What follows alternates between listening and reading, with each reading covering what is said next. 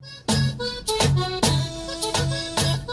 on my chest. I want to express it. Let me ask you a question. I cannot say what I want to say. I want to say what I want to say. I cannot say what I want to say. I really want to say it. People don't know yet, but they won't judge you. Hey, this is The Voice, and I just needed to come and just share today. And I want to talk about something that has been on my chest for a while.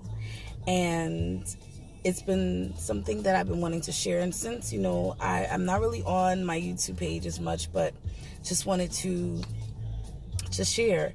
So the topic that that I want to discuss very briefly today is when God exposes the enemies in your life, pay attention. Pay attention when God shows you who your enemies are. And my message today is very simple. So many of us sometimes, we go through things and people do us dirty. People do us wrong. Basically, they show us their true colors, right? They show us that they can't be trusted. They show us that they were not really a true friend. They were a fake friend. They were a frenemy. And when God reveals to you who those enemies are, who the people that are on your team that are sabotaging your game, when God shows you people that are in your boat, that are putting holes in your boat, but at the same time acting like they're helping you row, but they're actually putting holes in your boat while they're appearing to be helping you row. So the message is simple. Not everybody is able to sit at your table. So when those people do you wrong and you go through difficult situations, you're going through storms and trials and hard times in your life, and people are Judases in your life, and God shows you who your Judases are, you can't keep them on your team. You have to acknowledge who they are. You love them. You still got to love them. But you know what? You don't have to like them. And you definitely do not have to give them a place at your table.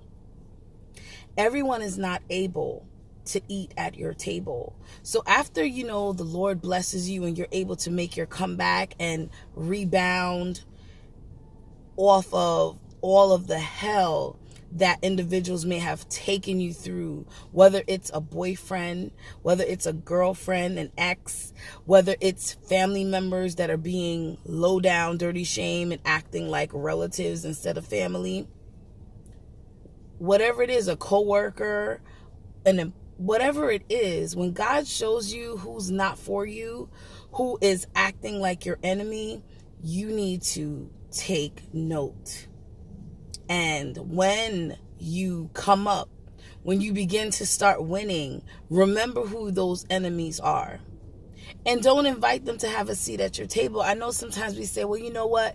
God says that he'll prepare a table before us in the presence of our enemies. And that is true. But just because the table is prepared before our enemies does not mean that our enemies are at the table. Your enemies can see you doing well from the sidelines. Your enemy can see you eating at the table from another table across the room.